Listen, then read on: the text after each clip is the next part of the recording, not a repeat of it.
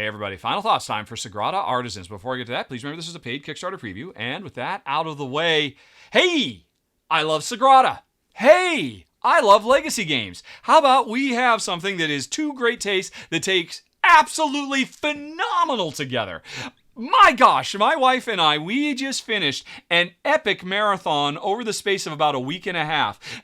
Squeezing in quick half-hour to an hour-long games of Sagrada every chance we got so we could play through the entire campaign, experience everything it has, so I could give you a little bit more informed information about it without going into spoilers. These final thoughts are going to be spoiler-free. If you watch the full extent of the extended edition, the extended playthrough, I showed you a couple of the spoilers that are revealed in the first game, but only that, because I don't want to ruin the surprise. This game is full of surprises. Although, I'll be honest, folks, I always knew. When Publisher Floodgate contacted me and said, "Hey, do you want to cover?" I'm like, "Yes, of course I do." We both love Sagrada. We both love legacy games. We must let us play it. And I never even looked into it. So the biggest surprise for me, by far, is something that anybody would know if they just look at the back of the box. This is a legacy roll and write. Oh yeah, folks. And that has such huge implications for the game. Now, I played a lot of Sagrada. Maybe you have too. If you're a fan of the Sagrada, that might be why you're watching this. And you might be wondering, well, why do I want this? What does it give me that regular Sagrada doesn't? Well, first of all, it turns Sagrada into a roll and write. And that has it so changes. And if you watch my full run through, I think you got kind of an idea. Because when you're playing with just these little dice, and you know what? Oh, I could do this, or I could do... Oh, wait! I should have put this here. Oh, that was kind of broken. Let me just move this over here. All that's gone. As soon as... These might as well be pens. Or I don't know. And to be fair, maybe this is my prototype I've got. Jen and I found we could not erase these without literally scrubbing so hard that we erased the ink off the pages. So these might as well be pens that we are using. There must be some kind of special pencil. Wax, I don't know what. You can find out more on the Kickstarter page, I'm sure. But anyway, so we quickly had to get into the habit of saying, oh... Can't fix that. And if you know me and my wife Jen, we are both hardcore, oh, hey, do you mind if I just had done this other thing instead of that other thing? You can't do that here. The fact that this legacy, you are truly building a legacy in this game. It is 100% applicable because every time you finish one of these beautiful stained glass windows, which, by the way, to me, feel more beautiful than ever. It was always nice to fill them with all these cool, wonderful, colorful dice and all that, and that's really neat. It has kind of a stained glass feel because they're translucent dice, what comes with the original Sagrada.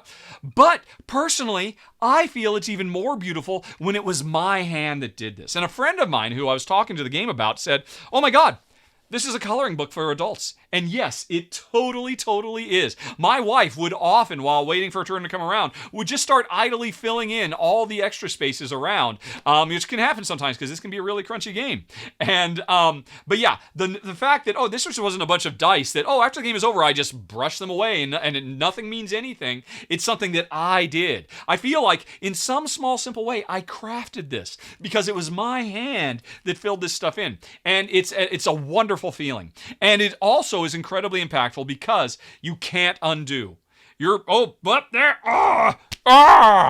And it makes you live with your decisions, which means every step you take in this game, you have to be focusing like a laser. Some of these windows get so complex, more complex than anything we've seen in Sagrada. And I have checked out all of the Sagrada expansions. Some of the stuff in here is just so far above and beyond that, it's just you really... just sweating every single decision. And I love high stakes where my decisions really, truly do matter. This was a simple window. And hopefully you got a sense for that if you watched all the way through. The tough choices, the compromises you have to make. I could do this and forget about that other thing, or I could hold out hope. I've still got these two tools. I should be able to pull it off. I'm really, really impressed. And that's just the basic game. I wish... I'm not going to do it. I'm not going to go into spoilers talking about all the amazing things. Some of them kind of expected. There are some things you're like, well, yeah, of course they were going to do that. That's something very similar to something they did in one of the expansions. But there are plenty of things like, wow, that completely breaks my brain as a Sagrada fan. I've never considered anything quite like this. And let's go.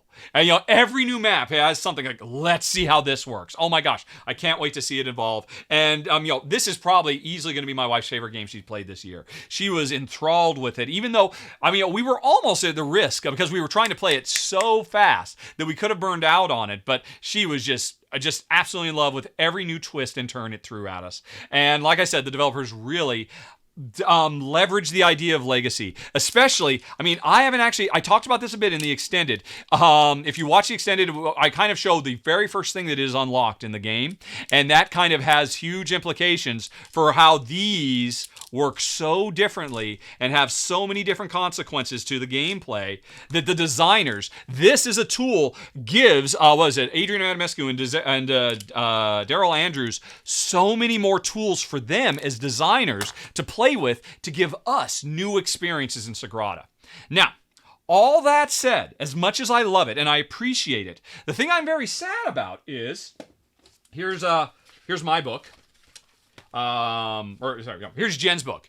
Even the cover has spoilers. So here's the back of Jen's book.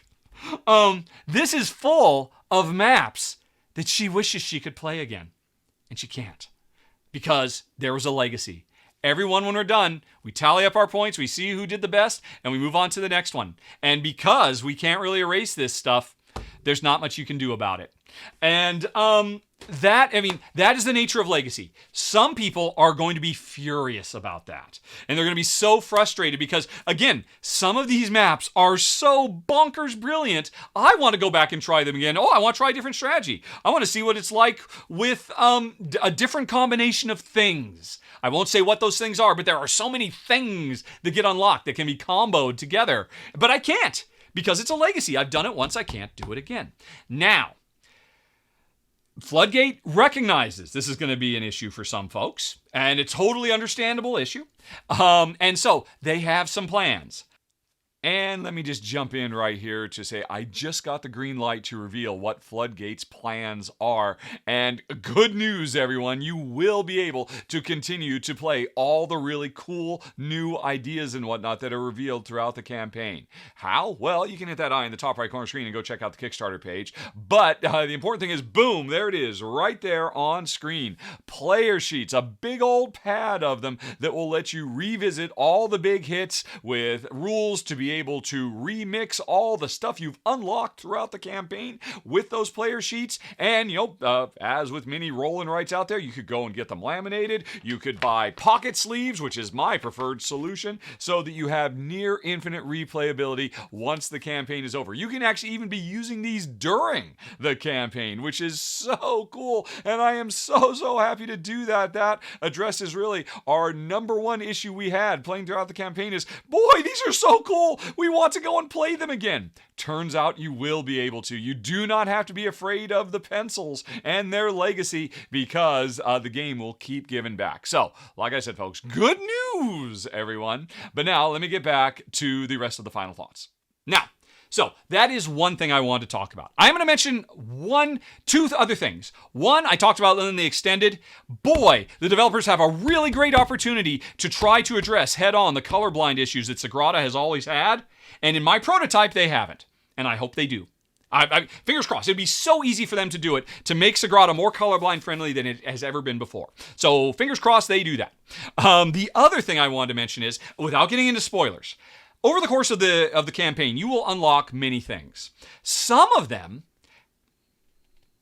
are disposable, let's just say. And there's a risk reward. What I would liken it to is, if you've played Sagrada, chances are you might have played Role Player. Both games came out around the same time. They had the same idea of drafting dice and having rules to put them into grids to score points. And when Role Player got its first expansion, it introduced monsters you could fight that brought in the idea of, hey, you know what? Sometimes you do things and then you have to roll a die and see what happens. I was never a fan of that. I'm not a fan of it here because they brought that in. The dice will never prevent you from doing what you want to do. But the dice can, the game, in a game like this where it's all about dice and yet, and there is some luck, but there's not the luck of, I can't do that. They did something better than normal roll to resolve with these things, which I'm not going to say what they are. But they still introduce an extra level of luck that personally Jen and I could have done without.